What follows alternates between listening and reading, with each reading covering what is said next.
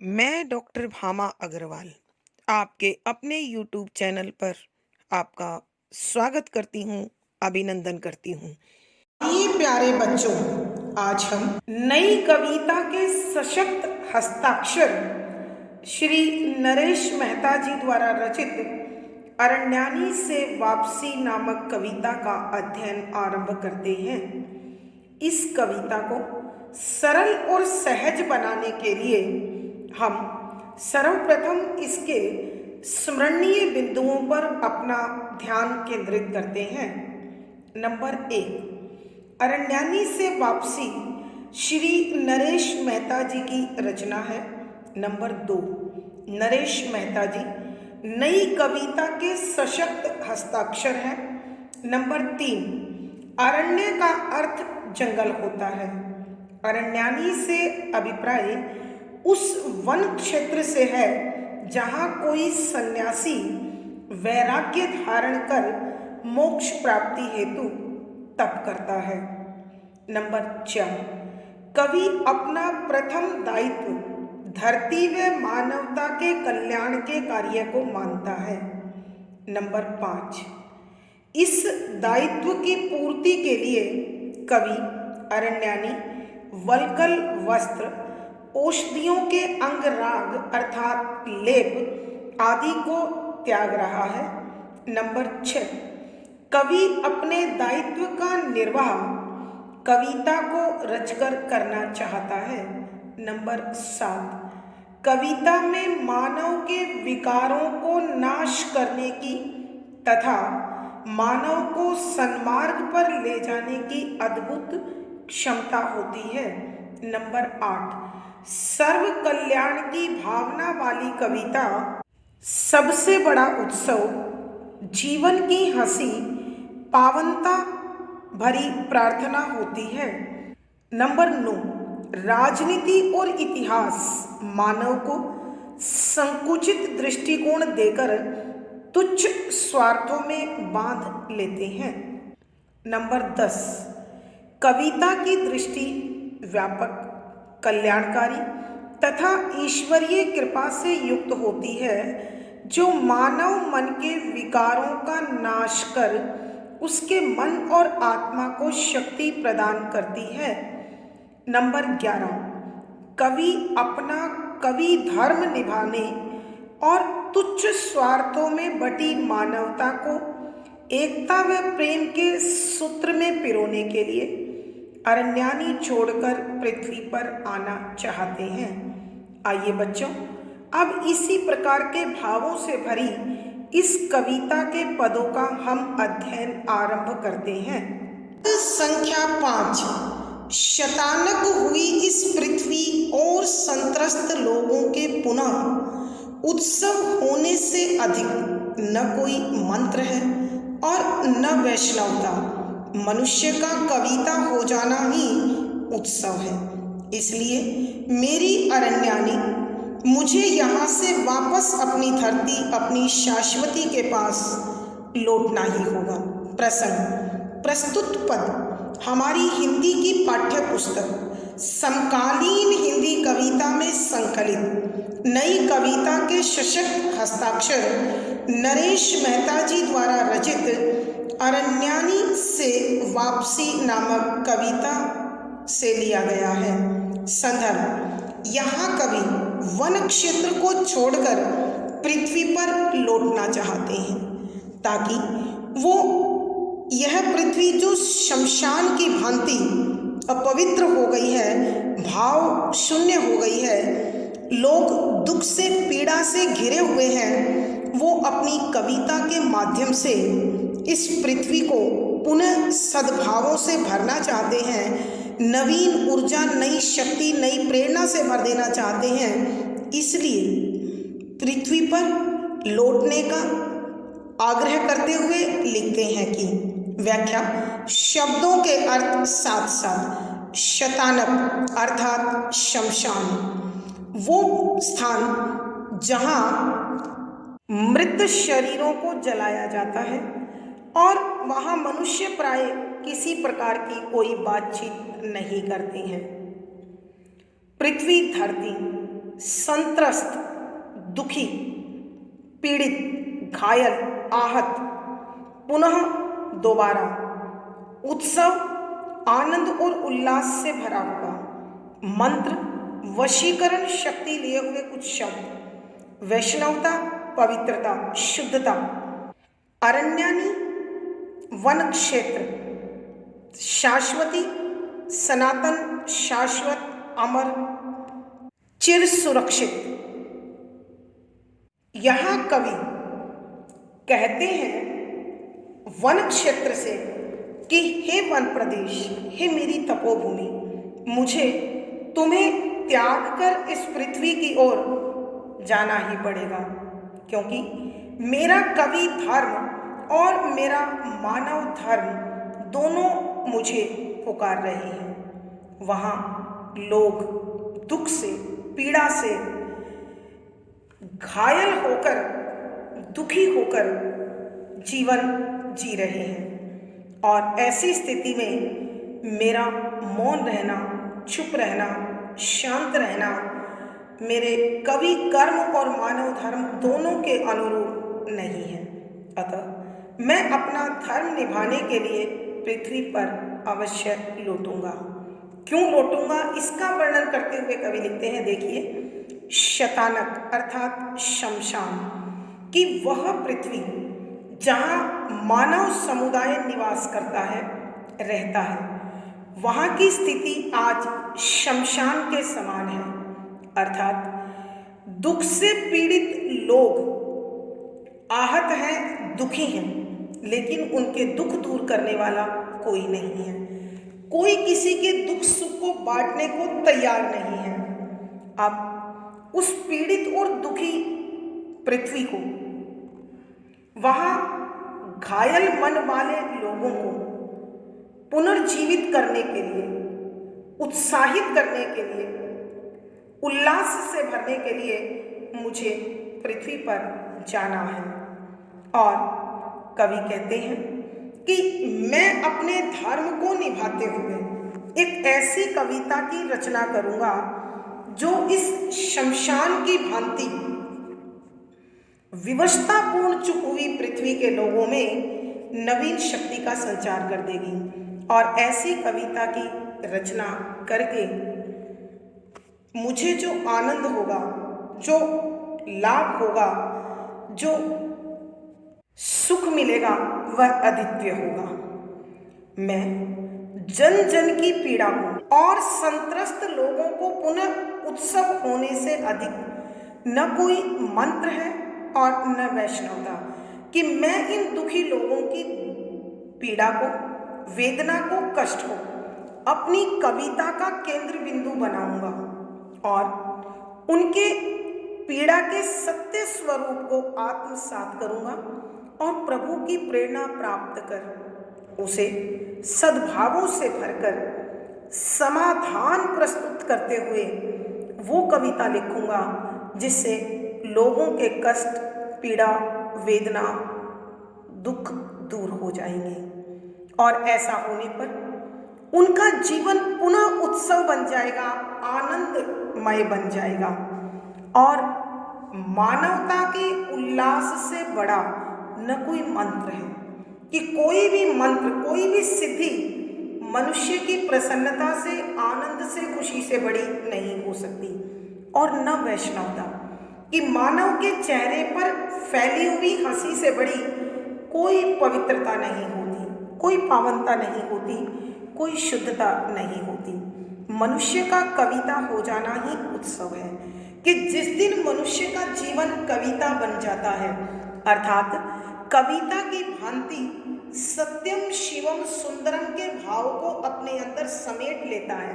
अर्थात कहने का भाव यह है कि उसका आचरण सत्य आधारित होता है, उसके कर्म संसार के कल्याण के लिए होते हैं और उसका व्यक्तित्व सुंदर होता है, तो मनुष्य का जीवन कविता के समान आनंददायी होता है, खुशनुमा होता है।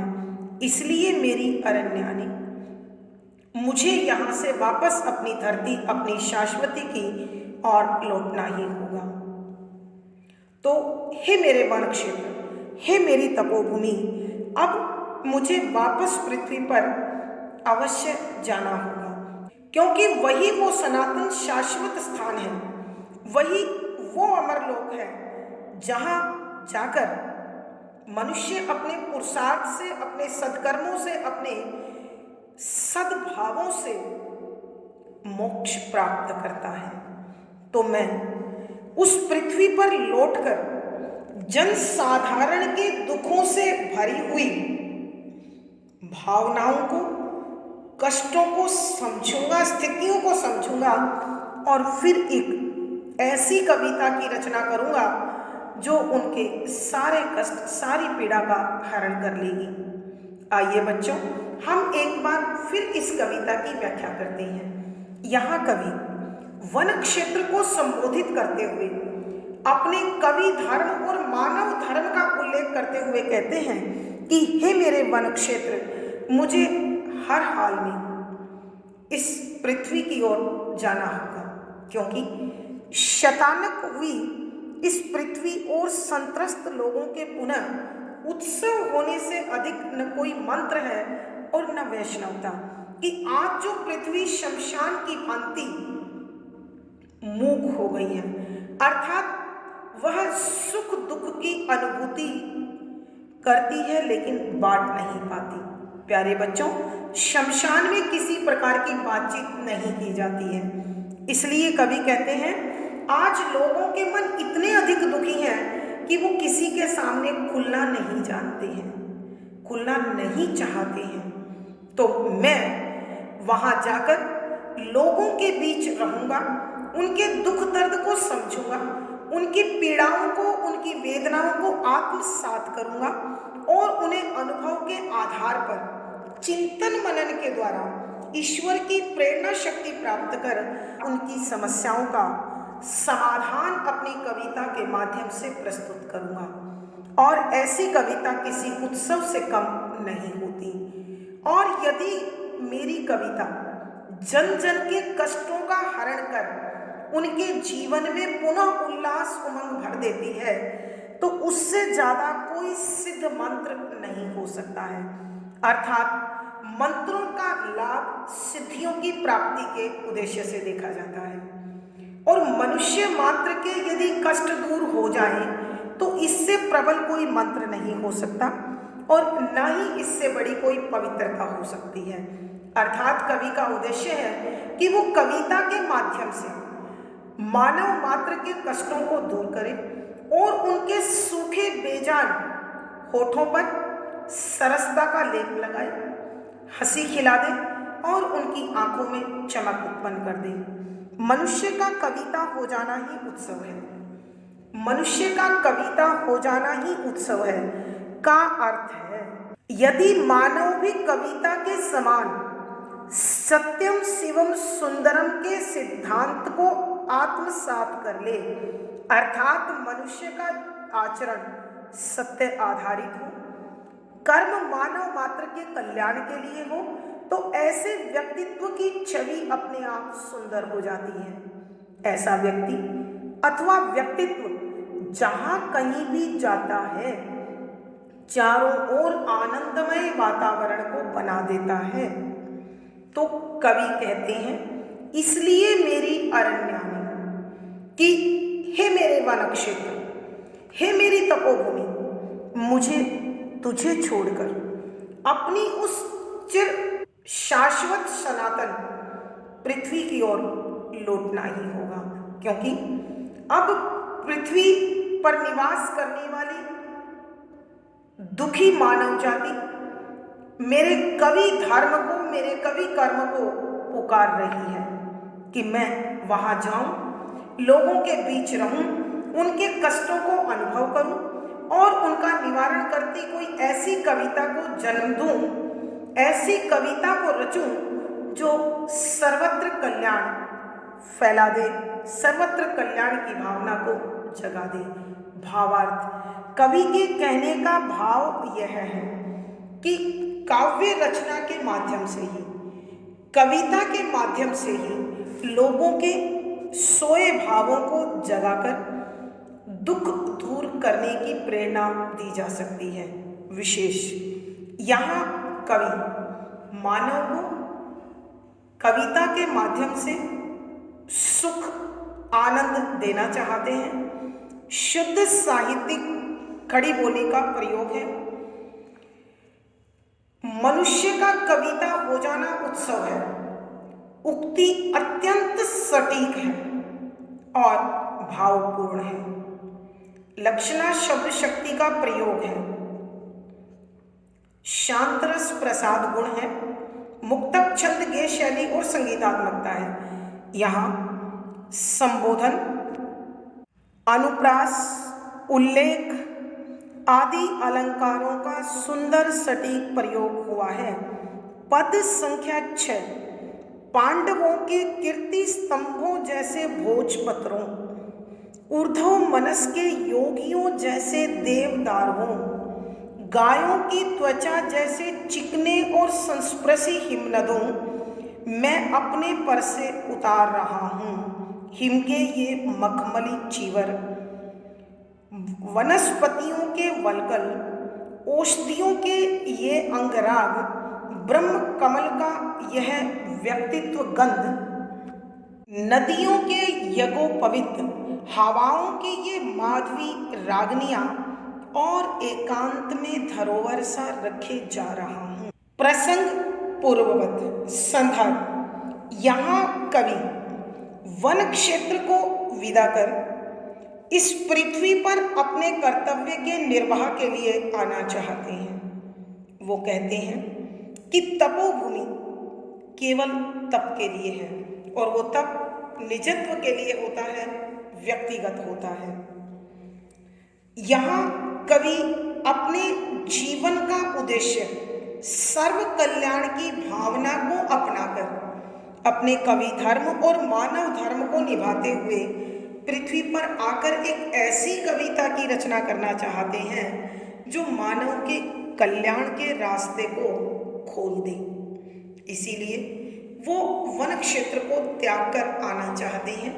तो वन क्षेत्र त्यागने से पूर्व उन्हें क्या क्या त्यागना होगा, छोड़ना होगा, उसका वर्णन करते हुए कवि लिखते हैं कि व्याख्या, शब्दों के अर्थ साथ साथ पांडवों के कीर्ति स्तंभों जैसे भोजपत्रों, पांडव के कीर्ति स्तंभ, कीर्ति माने होता है यश, गुणगान, स्तंभ खंबे, यश प्रशस्ति, अर्थात राजा महाराजाओं के यश को लिखे हुए स्तंभ कीर्ति स्तंभ कहलाते हैं। जैसे के समान भोजपत्र, भोजपत्र यानी भोज के पत्ते, ऊर्ध्व मनस, उच्च मनस्थिति अर्थात ऊंचे विचारों वाले भाव, के योगियों के समान, तपस्वियों के समान, देवदारू देवदारी के वृक्ष, गायों की त्वचा माने चमड़ी, खाल, संस्पर्शी स्पर्श करने पर या करने वाले, हिमनदों बर्फ की नदियां। अब मैं अपने पर से उतार रहा हूं यानी खुद के ऊपर से उतार रहा हूं। हिम के मखमली चीवर, हिम माने बर्फ, मखमली कोमल, चीवर वस्त्र, वनस्पतियों के वल्कल, वल्कल माने होता है छाल, कि पेड़ों की जो छाल मैंने ओढ़ ली है, औषधियों के रंगराग, कि यहाँ जो मैंने औषधियों के ये अंगराग होता है शरीर पर लगाया गया लेप, औषधियों का, दवाइयों का, ब्रह्म कमल की यह व्यक्तित्व गंध, ब्रह्म कमल, ब्रह्म सरोवर में उत्पन्न कमल, व्यक्तित्व की गंध, महक, सुगंध, यज्ञोपवीत जनेऊ, माधवी बसंती, मन भावन मधुर, रागनिया गीत, एकांत अकेलापन, धरोहर विरासत सा, इंद्र मुकुट सतरंगी आभा लिए हुए बर्फ का मुकुट, ग्रह नक्षत्र अहोरात्र दिन रात संपन्न पूरा राजसूय यज्ञ, राजसूय यज्ञ। अर्थात कवि कहते हैं कि हे मेरे वन क्षेत्र, अब मुझे तुझे त्याग कर जाना पड़ेगा। और तुझे त्यागते हुए मुझे क्या क्या छोड़ना पड़ेगा? पांडवों के कीर्ति स्तंभों जैसे भोजपत्र, कि यहाँ जो विशाल भोजपत्र है, जो पांडवों के यश प्रशस्ति के समान बड़ा विशाल रूप धारण किए हुए हैं। अर्थात कवि के कहने का भाव यह है कि ये विशाल भोजपत्र जो मुझे इस वन क्षेत्र में प्राप्त हुए हैं, इन्हें मुझे छोड़कर जाना है। ऊर्ध्व मनस के योगियों जैसे देवदारू, कि देवदारू के वो ऊंचे ऊंचे वृक्ष जो मानो समस्त योगियों की उदार और उच्च विचारधारा को अपने अंदर समेटे हुए हो। गायों की त्वचा जैसे चिकने और संस्पर्शी हिमनदों, कि गायों की चमड़ी के समान चिकने और स्पर्श करने में मनभावन, अत्यंत कोमल, मैं अपने पर से उतार रहा हूं कि अब मैं छोड़ता हुआ जा रहा हूं। अर्थात यहां कवि भोजपत्रों को, देवदारुओं को और हिमानी को, हिमनदी को संबोधित करते हुए कहता है कि अब मैं तुम्हारा साथ छोड़कर जा रहा हूं और ये जाना मेरी मानवता के कल्याण के लिए अत्यंत आवश्यक है। तो मैं आज वो सब जो मैंने धारण किया था यहाँ आते ही, उन्हें त्याग रहा हूँ। मैंने धारण किए थे हिम के ये मखमली चीवर, कि बर्फ के ये कोमल वस्त्र जो मैंने धारण किए थे, मैं वो छोड़ रहा हूँ। अर्थात हिमालय की गोद में आकर जो सन्यासी हो जाता है, वह इन बर्फीले वस्त्रों के बीच, इन बर्फीली पहाड़ियों के बीच ऐसे रहता है मानो मखमल के वस्त्र इन्होंने धारण कर लिए हों। वनस्पतियों के वल्कल, अर्थात जिस प्रकार ऋषि मुनि पेड़ की छाल और पत्तों से वस्त्र धारण करते हैं, तो कवि कहते हैं कि मैं इन वस्त्रों का त्याग करता हूँ। और कुछ ऋषि मुनि औषधियों का लेप शरीर पर लगाकर अपने शरीर की रक्षा करते हैं। तो कवि कहते हैं मैं यह लेप भी अब त्यागता हूँ। ब्रह्म कमल की यह व्यक्तित्व गंध और ऋषि मुनियों के शरीर में जो ब्रह्म सरोवर में उगने वाले कमल की निर्मल पावन सुगंध होती है, वह सुगंध उनके व्यक्तित्व की होती है। तो आज मैं वो भी त्याग रहा हूँ। नदियों के यज्ञोपवीत, कि ये आड़ी तिरछी बहने वाली नदियाँ ऐसे लगती हैं मानो गले में जनेऊ पड़ी हुई हो, तो मैं आज इस जनेऊ को त्यागता हूँ। हवाओं की ये माधवी रागनियाँ, कि हवाओं में ये जो बसंती गीत गूंज रहे हैं, अर्थात मंद मंद बहती हुई हवा जब आपस में टकराती है तो मधुर आवाज करती है। और एकांत में धरोहर सा रखे जा रहा हूँ और अपना वो पवित्र भाव जो मैं यहाँ सन्यासी बनने के लिए लेकर आया था, आज मैं वो सब विरासत की भांति तुम्हें सौंप कर जा रहा हूँ। जब मैं अपने कर्तव्य के बाद पुनः लौटूंगा तो ग्रहण कर लूंगा हिमालय का यह इंद्र मुकुट, कि यह हिमालय पर्वत का सतरंगी आभाओं से भरा हुआ बर्फ का मुकुट तुम्हें सौंप कर जा रहा हूँ।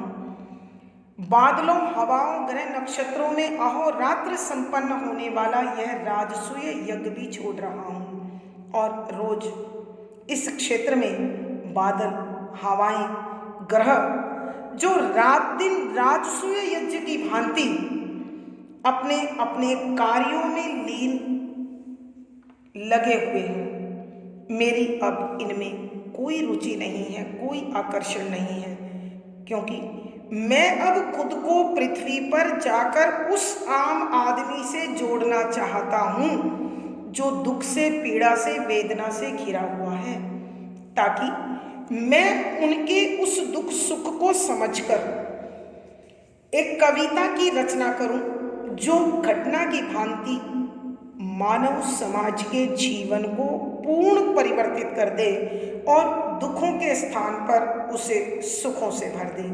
आइए बच्चों, हम एक बार फिर इस पद की व्याख्या करते हैं।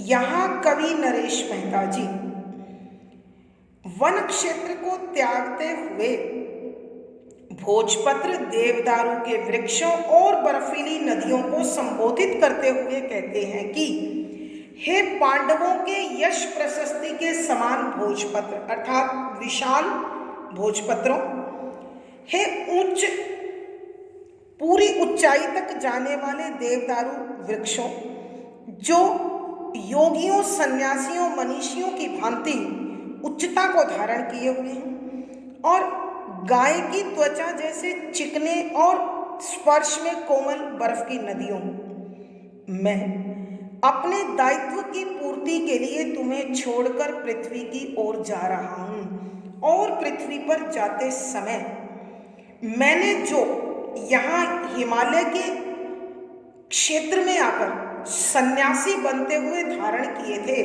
वो सब अब त्यागता हूं। क्या त्यागता हूं?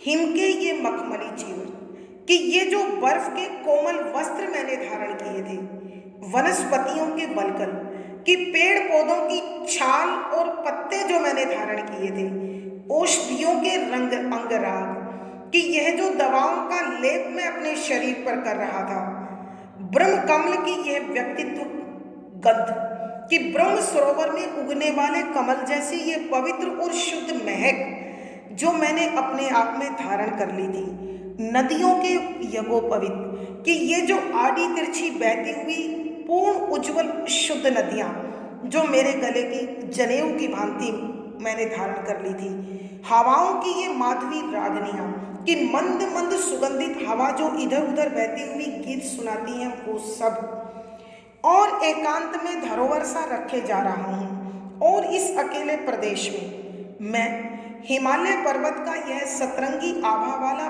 बर्फ का मुकुट, बादलों, हवाओं, ग्रह और नक्षत्रों में रात दिन जो राजसूय यज्ञ की भांति कार्य हो रहा है, वो सब इस एकांत में तुम्हें सौंप कर जा रहा हूं। अर्थात कवि के कहने का भाव यह है कि कुछ सन्यासी हिमालय की उन चोटियों को अपने वस्त्र के रूप में धारण करते हैं, कुछ पेड़ पौधों की छाल को धारण करते हैं, कुछ औषधियों के लेप लगाते हैं, और उनके शरीर की जो महक होती है वो पूर्ण शुद्ध हो जाती है।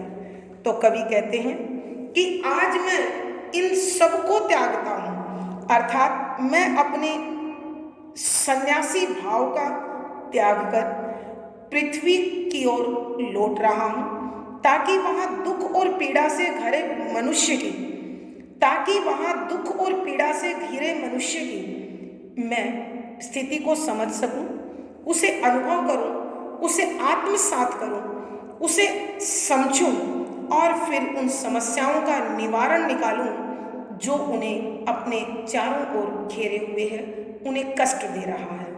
अर्थात कवि के कहने का भाव यह है कि मैं जन साधारण से जुड़कर अपनी कविता के माध्यम से उनके कष्टों को दूर करना चाहता हूँ। भावार्थ, कवि के कहने का भाव यह है कि जब तक मानव मात्र संसार के उस वर्ग से नहीं जुड़ता जिससे संसार बना है, तब तक उसका जीवन पूर्ण नहीं होता। अर्थात कहने का भाव यह है कि कवि जनसाधारण से जुड़कर उनकी समस्याओं को समझकर एक कविता ऐसी रचना चाहता है जिससे उनका कष्ट दूर हो जाए। विशेष यहाँ कवि ने एकांत और शांत जीवन की अपेक्षा सांसारिक जीवन को महत्व दिया है। शुद्ध साहित्यिक खड़ी बोली का प्रयोग है, शांत रस प्रसाद गुण है, लाक्षणिक व आर्ष शब्दावली का प्रयोग किया गया है, मुक्तक छंद, गेय शैली और संगीतात्मकता बनी हुई है। यहाँ पूरे पद में अनुप्रास, उल्लेख, उदाहरण, संबोधन, पदमैत्री आदि। पद संख्या 7 मेरी अरण्यानी, इतना वैराग्य, इतनी पवित्रता लेकर कोई भी हाट बाजार में नहीं जा सकता। इतिहास और राजनीति में दग्ध हुए मनुष्य मात्र को अब केवल कविता की प्रतीक्षा है। कविता का लोगों के बीच लौटना मनु के लौटने जैसा होगा। कविता का लोगों के बीच लौटना एक अविश्वसनीय घटना होगी। इसलिए मेरी अरण्यानी, मुझे यहाँ से अपनी धरती, अपनी शाश्वती के पास लौटना ही होगा।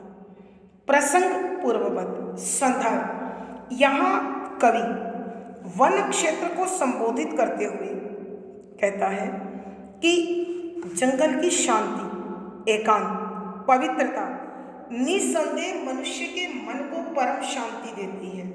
लेकिन अब मुझे यह परम शांति मानवता के लिए, मानव कल्याण के लिए त्यागनी होगी, छोड़नी होगी, क्योंकि आज मानव को मेरी कविता की आवश्यकता है और वही मेरा परम धर्म है।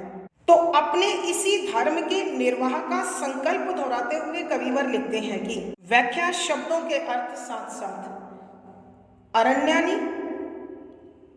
वन क्षेत्र, वैराग्य विशाल, पवित्रता शुद्धता, हाट बाजार, बाजार में इतिहास, राजनीति, दग्ध माने जले हुए, मनुष्य मात्र, मानव मात्र को कविता कोमल भावों का संग्रह, प्रतीक्षा, इंतजार है। मनु मानव के जैसा के समान, अविश्वसनीय, जिस पर विश्वास न किया जा सके, शाश्वती, सनातन, शुद्ध।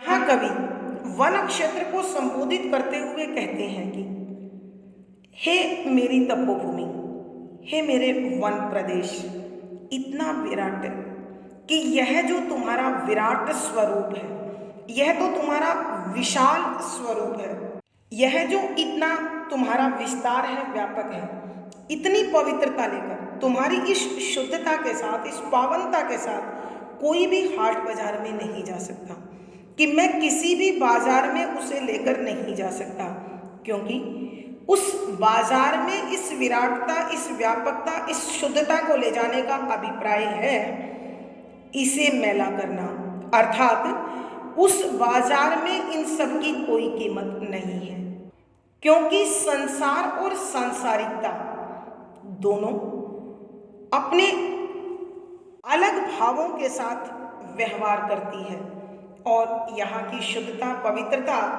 उनके साथ कहीं मेल नहीं खाती है, वह भी धूमिल हो जाएगी और जन साधारण इसका सम्मान नहीं कर पाएगा, क्योंकि इतिहास और राजनीति ने मनुष्य की सोच को संकीर्ण बना दिया है, स्वार्थमय बना दिया है, उन्हें तुच्छ बंधनों में बांध दिया है।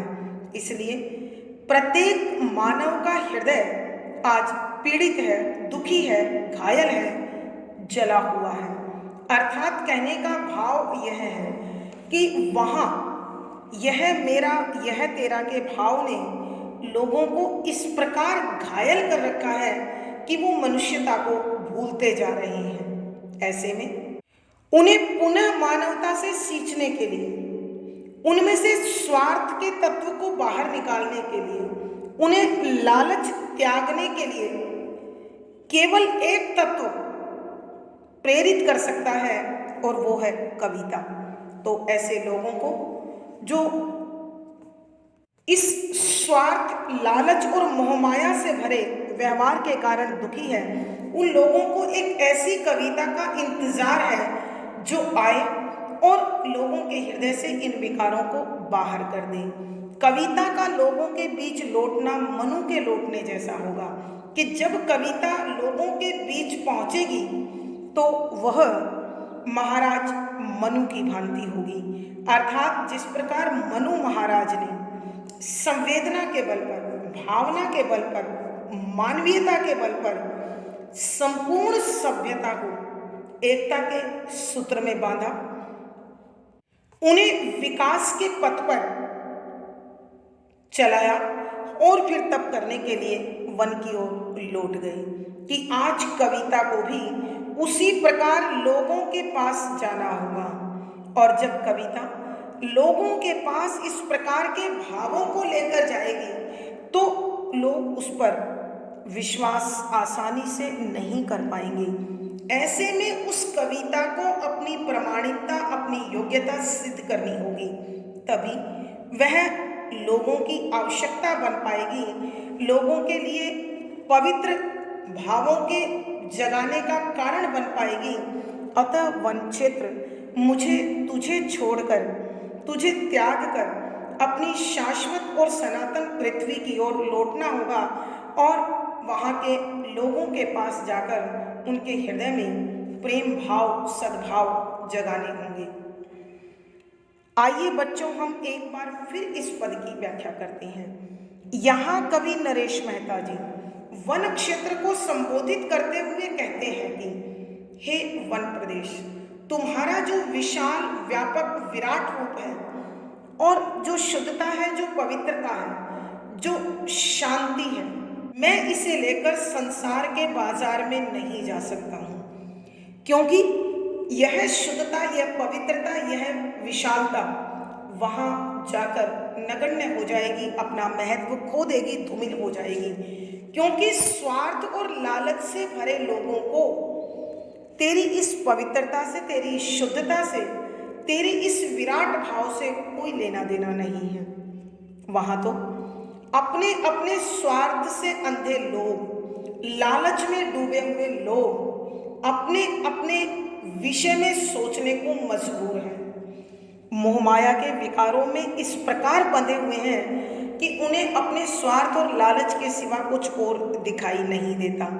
और इतिहास और राजनीति ने भी उनकी सोच को निरंतर संकीर्ण बनाया है और उनके स्वार्थों को इतना अधिक बलवती बना दिया है, इतना अधिक प्रबल बना दिया है कि प्रत्येक जीव दूषित हो गया है, उनका चरित्र धूमिल हो गया है, वो स्वार्थ में डूब चुके हैं। और ऐसे में जो दुख से, पीड़ा से, परेशानी से, चिंता से, तनाव से मानवता घिर गई है, उसको एक ऐसी कविता का इंतजार है जो उन्हें इस इतिहास और राजनीति के दूषित वातावरण से बाहर निकालकर मानव के प्रति संवेदनशील बना दे, भावुक बना दे, प्रेम से भर दे और लोगों का एक दूसरे के प्रति जो ईर्ष्यालु भाव है, जो नफरत है, जो घृणा है, वो समाप्त हो जाए। और जब कोई ऐसी कविता मानव के बीच जाएगी तो वो कविता मनु के समान होगी कि जिस प्रकार मनु ने मनु संस्कृति, मानव संस्कृति को विकसित किया, शुद्ध पवित्र भावों का विस्तार किया, मानव को मानवता के पथ से जोड़ा और फिर तप के लिए, फिर तपस्या के लिए वन लौट गए, ठीक उसी प्रकार मेरी कविता को भी पृथ्वी पर जाकर कल्याण का पथ दर्शाना होगा। कविता का लोगों के बीच लौटना एक अविश्वसनीय घटना होगी कि जब इस प्रकार सद्भावों से भरी हुई कविता, सद्विचारों से भरी हुई कविता पृथ्वी पर पहुंचेगी तो मनुष्य उस पर सहजता से, आसानी से विश्वास नहीं कर पाएगा। इसलिए कविता को विश्वास बनाने के लिए, विश्वास कायम करने के लिए, पृथ्वी पर अपने अस्तित्व को सुरक्षित करने के लिए अपनी परीक्षा देनी होगी, अपनी प्रामाणिकता सिद्ध करनी होगी, अपने आप को उनकी कसौटी पर खरा उतारना होगा। तभी वो कविता जन जन के हृदय में बसकर उनकी सोई संवेदनाओं को जगा पाएगी, उनकी मानवता को जागृत कर पाएगी और उन्हें सन्मार्ग पर चलने के लिए प्रेरणा दे पाएगी। तो इसी पवित्र कार्य के लिए मुझे, हे वन क्षेत्र, हे तपोभूमि, वापस अपनी चिर सनातन शाश्वत पृथ्वी की ओर लौटना होगा। भावार्थ, कवि के कहने का भाव यह है कि इतिहास और राजनीति ने मानवता को दूषित किया है, कविता उसे पुनः शुद्ध कर देगी। विशेष यहाँ कवि ने मानव समाज के लिए कविता की आवश्यकता को उद्घाटित किया है। मानव वैज्ञानिक और भौतिक जीवन जो जी रहा है, ऐसे में मानव के हृदय पक्ष को मजबूत करने के लिए कविता की सबसे बड़ी जरूरत है। शुद्ध साहित्यिक खड़ी बोली का प्रयोग है, शांत रस प्रसाद गुण है, लक्षणा शब्द शक्ति है, मुक्तक छंद के शैली और संगीतात्मकता बनी हुई है। यहाँ अनुप्रास, उपमा, संबोधन, उल्लेख आदि अलंकारों का सुंदर सटीक प्रयोग हुआ है। प्यारे बच्चों, आज की कक्षा में बस इतना ही। अगली वीडियो में फिर मुलाकात होगी। पिछली वीडियो का लिंक आपको डिस्क्रिप्शन बॉक्स में मिल जाएगा। आशा है पढ़ा गया विषय आपको समझ में आया होगा। अपने भाव व विचार कमेंट बॉक्स में लिखें। वीडियो को लाइक करें, शेयर करें और चैनल सब्सक्राइब करें। आपका दिन और जीवन मंगलमय हो, इसी शुभकामना के साथ आभार, धन्यवाद।